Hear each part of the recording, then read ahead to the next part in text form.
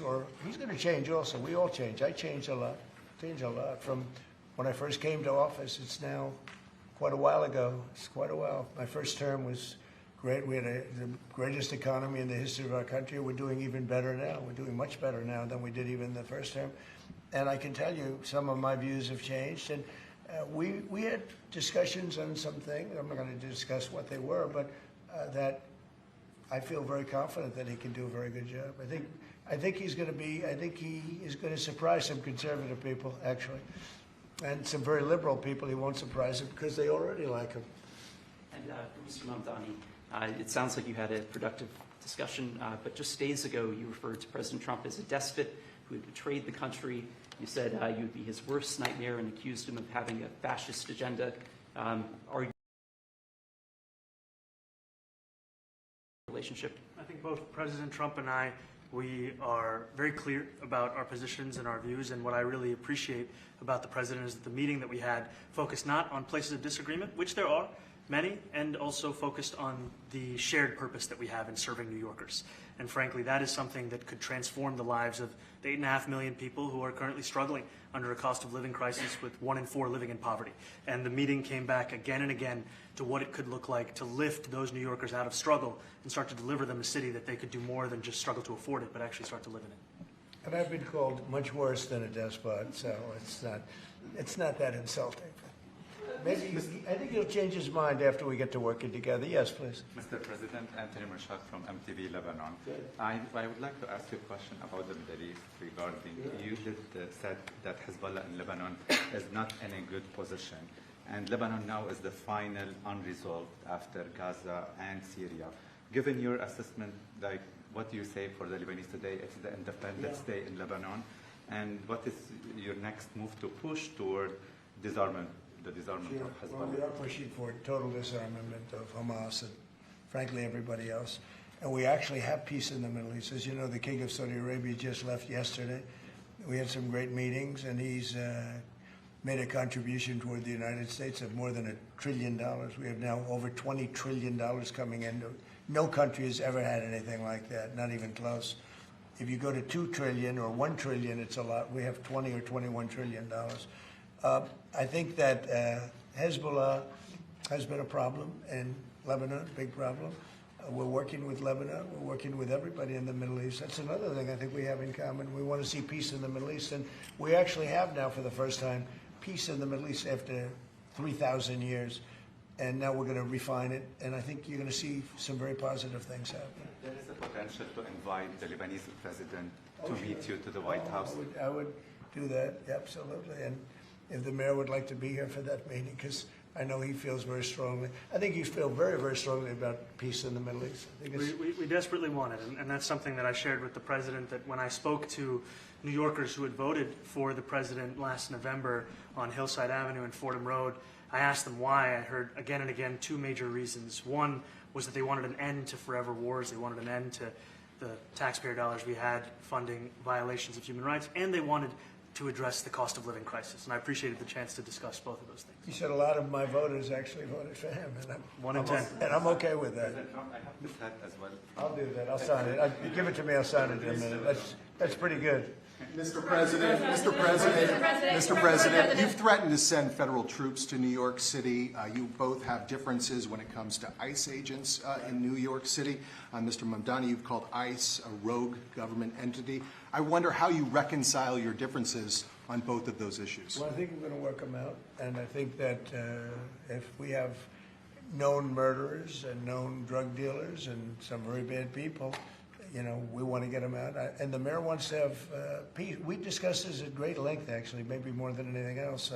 He wants to have a safe New York. Ultimately, a safe New York is going to be a great New York. If it's not safe, no matter how well we do with pricing and with anything else, we can talk about anything you want. If you don't have safe streets, it's not going to be a success. So we're going to work together. We're going to make sure that if there are horrible people there, we want to get them out. I think he wants to get them out maybe more than I do. So we'll work together. We discussed it at great length. Yes, please. Yeah, two questions, if I may. One for you, Mr. President, on the BBC in a second. But first of all, for the Mayor-elect. You're both from different parts of the political spectrum. You're both populists, though, and I just wonder to what extent the President's campaign style, his techniques, his social media use inspired any part of your campaign. Well, I actually told the President that, you know, so much of the focus of our campaign has been on the cost of living crisis. And when we asked those New Yorkers who had voted for the President, when we saw an increase in his numbers in New York City, that came back to the same issue: cost of living, cost of living, cost of living. And they spoke about the cost of groceries, the cost of rent, the cost of Con Ed, the cost of childcare. And too often politicians are looking to lecture to New Yorkers what they should care about as opposed to listen. And when we spoke to those voters who voted for President Trump, we heard them speak about cost of living. We focused on that same cost of living, and that's where I am really looking forward to delivering for New Yorkers in partnership with the President on the affordability agenda. And if I may, you I told me... think we have to work a little bit. We talked about Con Edison. We have to work a little bit on getting the prices because, you know, we've gotten fuel prices way down, but it hasn't shown up in Con Edison.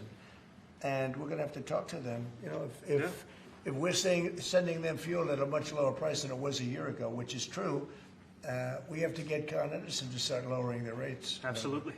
And if I may, last week you told me you were pushing ahead with your plans to sue the BBC for up to $5 billion.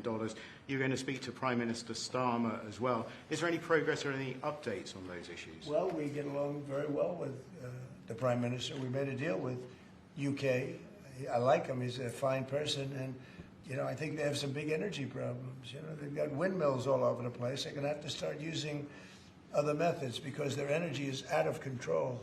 Talking about in the UK, it's out of control. And he's got that problem. He's got a big immigration problem, as you know, and he's got a big energy problem. And we talk about it. He's a good man.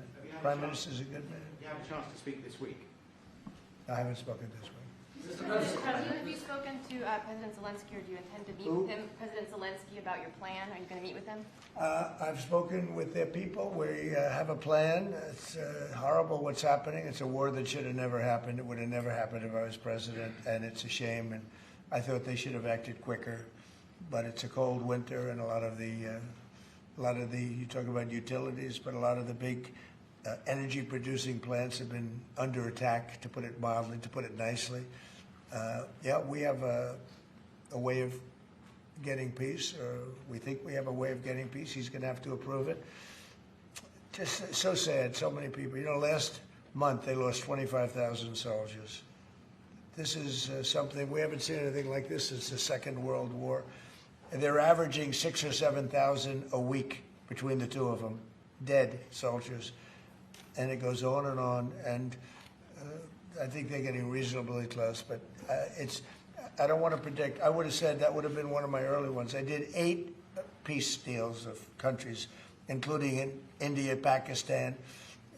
You could even go, in fact, they're coming here in a week or two, go to the Congo and Rwanda. That was 10 million people dead, and we worked something out on that, but so many. And the one I thought would have been, for me, because I have a very good relationship with President Putin, I thought that would have been maybe quicker. But it does take 2 to tango. And now you just see all the death.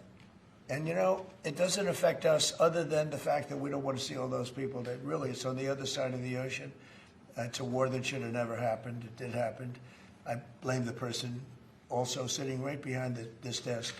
This is a war that should have never happened, and it wouldn't have happened if I were president. But we're trying to save a lot of lives. They're losing 25,000 lives over the last short period of time. That's Ukrainian and Russian, and it's a shame. I want to ask the mayor-elect about a House resolution just passed overwhelmingly to condemn socialism, including with 86 Democrats, all of House Dem leadership, and the Minority Leader, Hakeem Jeffries, despite his endorsement of you. What's your reaction to that? I have to be honest with you, I focused very little on resolutions. Frankly, I've been focusing... Condemn socialism. I understand. I think the focus is on the work at hand. I can tell you I am someone who is a democratic socialist. I've been very open about that.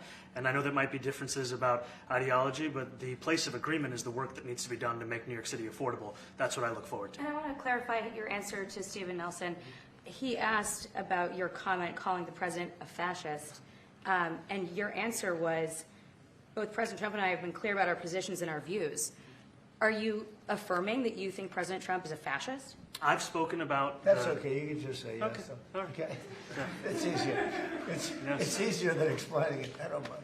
And Mr. President, I wanted to ask you also about this Ukraine plan. Yeah. President Zelensky said today that his country would risk either giving up a partner or giving up its dignity. There's been criticism that this deal You mean he proposal. doesn't like it? It's unclear. He was sort of tenuous about He'll it. have to like it, and if he doesn't like it, then, they should just keep fighting, I guess, The suggestion that he made, though, was that if he doesn't accept it, that the U.S. would pull back its support for Ukraine. Is that Well, at some accurate? point, he's going to have to accept something, He hasn't accepted. You remember right in the Oval Office, not so long ago, I said, you don't have the cards. Don't forget, I inherited this war. This war never would have happened. I inherited this war. And I thought he should have made a deal a year ago, 2 years ago. The ultimate deal would have been if it never started. That would have been the good deal. That could have been done too if you had the right president, but you didn't have the right president. Mr. President, the cost of living is something that you and Mr. Mamdani seem to agree on. Democrats have run New York City for a long time, Mr. Mamdani. Do you see Democrat policy specifically as being a problem? And I'd like that be a question that both of you could answer in New York City. Look, I think that there are many things in our city where we have to own the responsibility of it, things that existed long before the president was the president. And those are also part of the message of our campaign, was to take on a broken politics of the past. And I ran against a number of candidates who represented different versions of that past. And what we found time and again is that working people were left behind in the politics of our city. And what we're looking to do is put those people right back at the heart of our politics so that we don't have a situation where we're in the wealthiest city in the history of the world, and yet 1 in 5 can't even afford $2.90 for a Metro card. Mr. President, we had some interesting conversation, and some of his ideas really are the same ideas that I have. But a big thing on cost, the new word is affordability. Another word is just groceries. It's sort of an old-fashioned word, but it's very accurate. And they're coming down high. They were, we had, both of us, we had the highest inflation in the history of our country the last 4 years under the Biden administration. And we've got inflation down now to a normal number. It's going to go even a little bit lower than that. Katie, do you have something? Mr. President, thank you so much. Mr. Mamdani often talks about New York City being covered by international law, that they will follow international law. Doesn't often talk about the U.S. Constitution. What is your response to that? Well, I don't know what you're referring to in terms of it can be covered by international law, local law. It's covered by a lot of laws, but it's covered by U.S. law. Are you referring to anything in particular? He just says that they're a city that endorses and enforces international law. Is that at odds with the U.S. law at all? Would you want to respond to Yeah, that? I think what I've shared with the president is our desire to not only follow the laws of our own city, laws that protect New Yorkers, but also a desire for consistency in our politics across the board. And that's something that we've talked about and something that I know many New Yorkers want. We work with ICE then? We discussed ICE and New York City, and I spoke about how the laws that we have in New York City allow for New York City government to speak to the federal administration for about 170 serious crimes.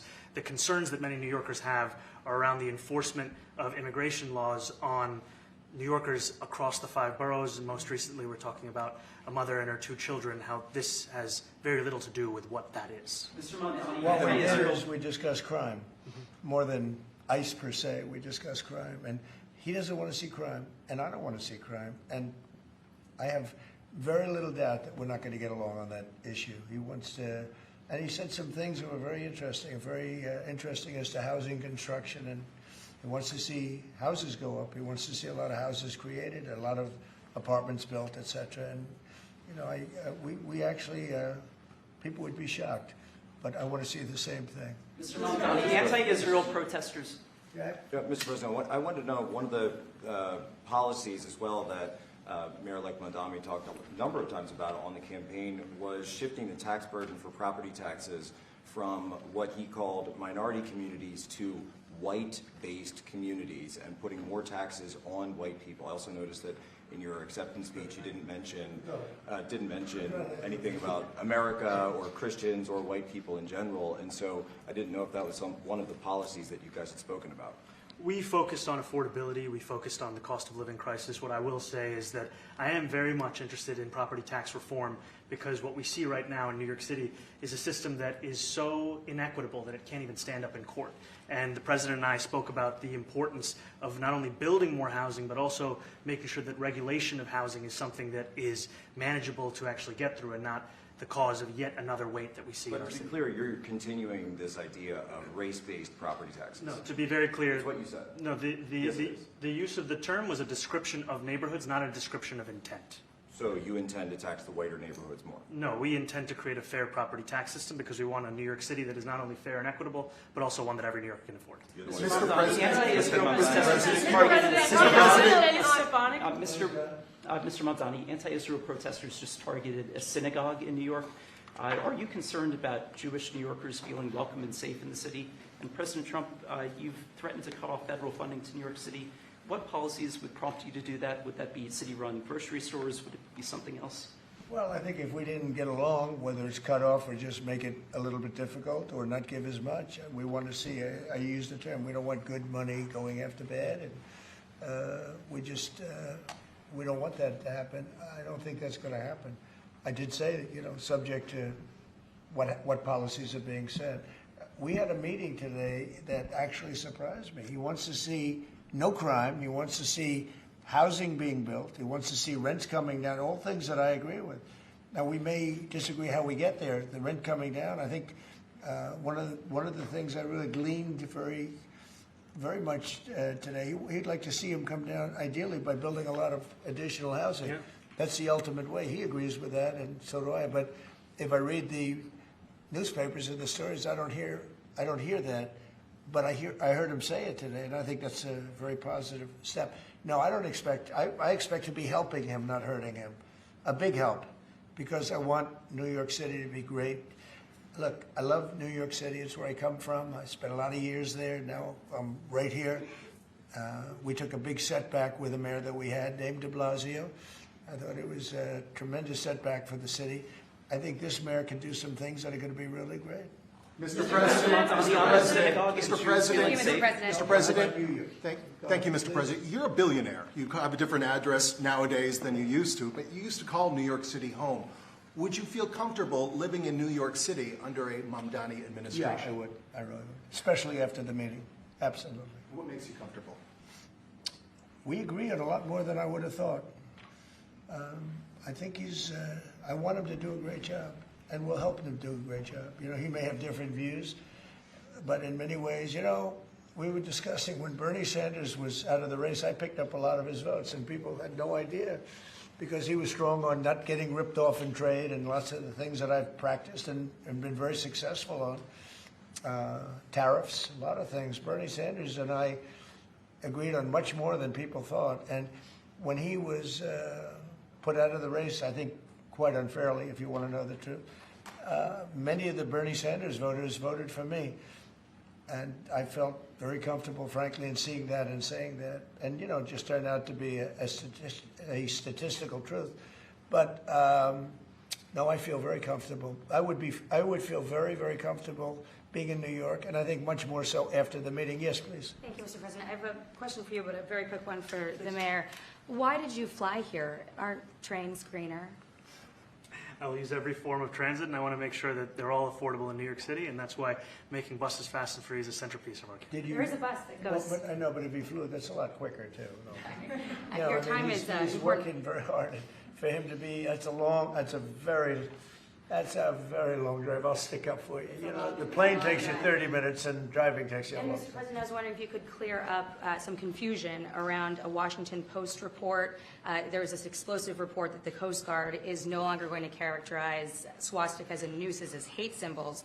DHS called that a lie and fake news. Can you clear up? I don't know anything about it. When was this written? I think yesterday. Well, look, the Coast Guard's an incredible group of people. I know them very well. We just ordered a lot of new Coast Guard cutters. Beautiful, the most magnificent ship. They look like yachts with lots of guns on them. So I don't know, I haven't seen any report like that, but certainly we want them to remain a great force, and they are. This is a peacemaker, and you did a peace in all the 9 months Yes. around the world. I would like to ask Mr. Mamdani, you've accused the U.S. government of committing genocide in Gaza while President Trump was working on peace. Why that?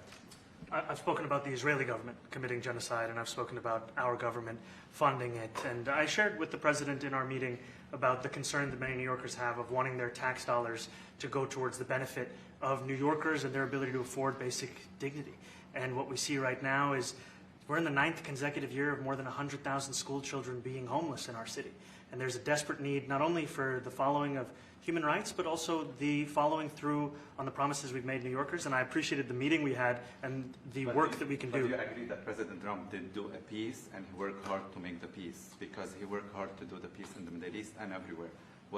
Do you agree with that? I appreciate all efforts towards peace, and I shared with President Trump that when I spoke to Trump voters on Hillside Avenue, including one of whom was a pharmacist that spoke about how President Trump's father actually went to that pharmacy not too far from Jamaica Estates, that people were tired of seeing our tax dollars fund endless wars. And I also believe that we have to follow through on the international human rights, and I know that still today those are being violated, and that continues to be work that has to be done no matter where we're speaking of. Mr. Mr. President, question for Mr. Thank you, Mr. President. Do you view the mayor-elect as the true leader of the Democrat Party? And do you think Leader Schumer's and Leader Jeffries, have to follow his lead? Well, look, I hope they have great leaders. This is a man that right now I think is focused in New York City. I really think he has a chance to do a great job. We're going to help him, but I really think he has a chance to do a great job. But I'll let you answer that. You consider yourself the leader of the Democrats? I think it's more appropriate for him. I consider myself the next mayor of New York City, and I keep my horizons firmly on New York City, and I appreciate the meeting with the president, which focused again on the 5 boroughs and whether New Yorkers could afford to live there. By the way, being the mayor of New York City is a big deal. Absolutely. I always said, one of the things I would have loved to be someday is the mayor of New York City. Being the mayor of New York, and especially now, because I think you're at really a turning point, one way or the other. It could go great, or it can go in a different direction. And I think you really have a chance to make it great. Mr. President, you said you love New York City. Mr. Mamdani, does New York City love President Trump? New York City loves a future that is affordable. And I can tell you that there were more New Yorkers who voted for President Trump in the most recent presidential election because of that focus on cost of living. And I'm looking forward to working together to deliver on that affordability agenda. I got a lot of votes. One more, go ahead. 1 or 2 more, go ahead. One more. The press has eaten this thing up. I've had a lot of meetings with the heads of major countries. Nobody cared. This meeting that you people have gone crazy. Outside you have hundreds of people waiting. This is just a small little group. For some reason, the press has found this to be a very interesting meeting. The biggest people in the world, they come over from countries nobody cares. But they did care about this meeting, and it was a great meeting. Go ahead. Yeah, Mr. President, I was going to ask exactly that. Why do you think there's so much more, so much excitement around this than even some foreign leaders? Because I think he's different. All right? I think he's different, and that can be in a very positive way, but I think he's different than, your typical guy, runs, wins, becomes mayor maybe, and nothing exciting.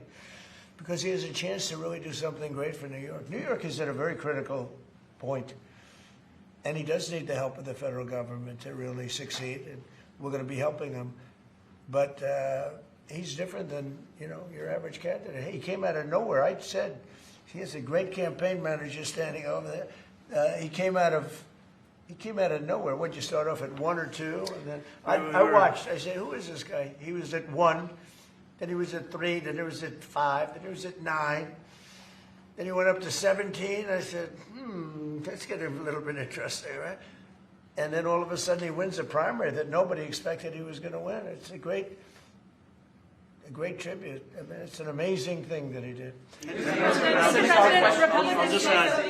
I'll just add one thing to what the president said. Is one thing I also appreciated is in our meeting to appreciate a portrait of FDR and the incredible work that was done with the New Deal, and also in thinking about what it can look like when the federal government and New York City government work together to deliver on affordability. It can be transformative.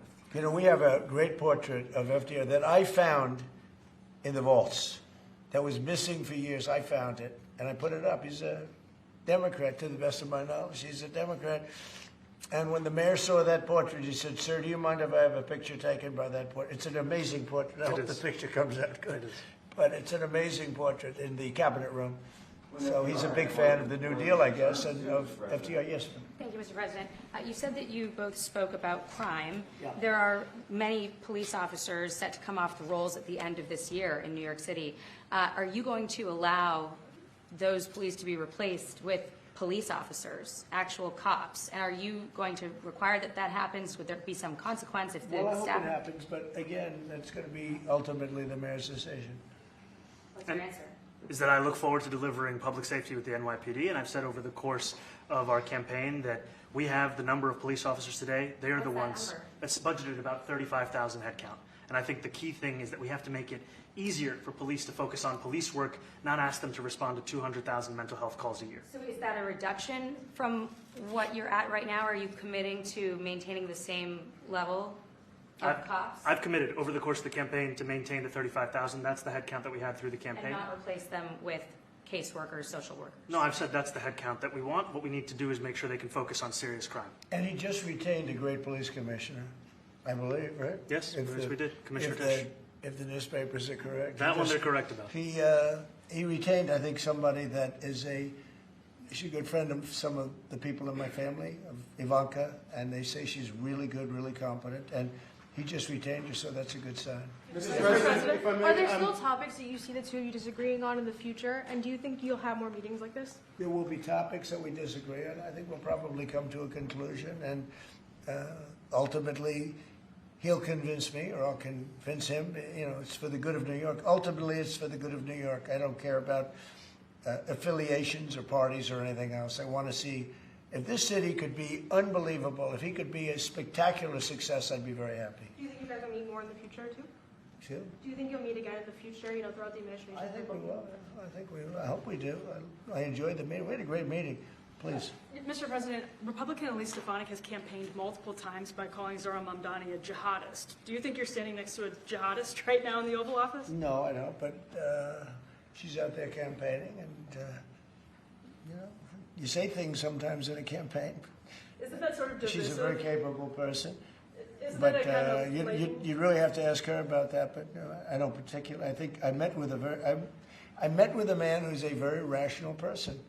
I met with a man who really wants to see New York be great again. And I can say again, because New York was great.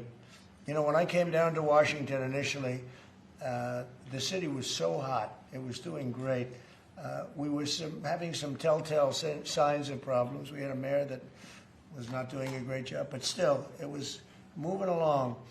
And it went bad. It really went, pretty bad.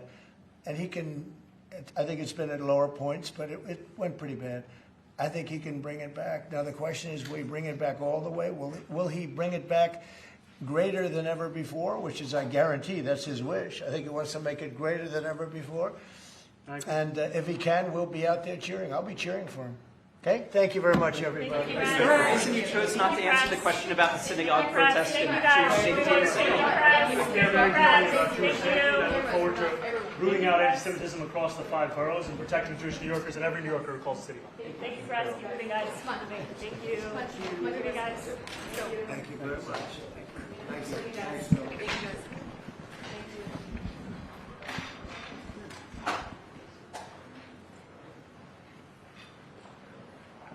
What's the door? What's that door? Not a piece of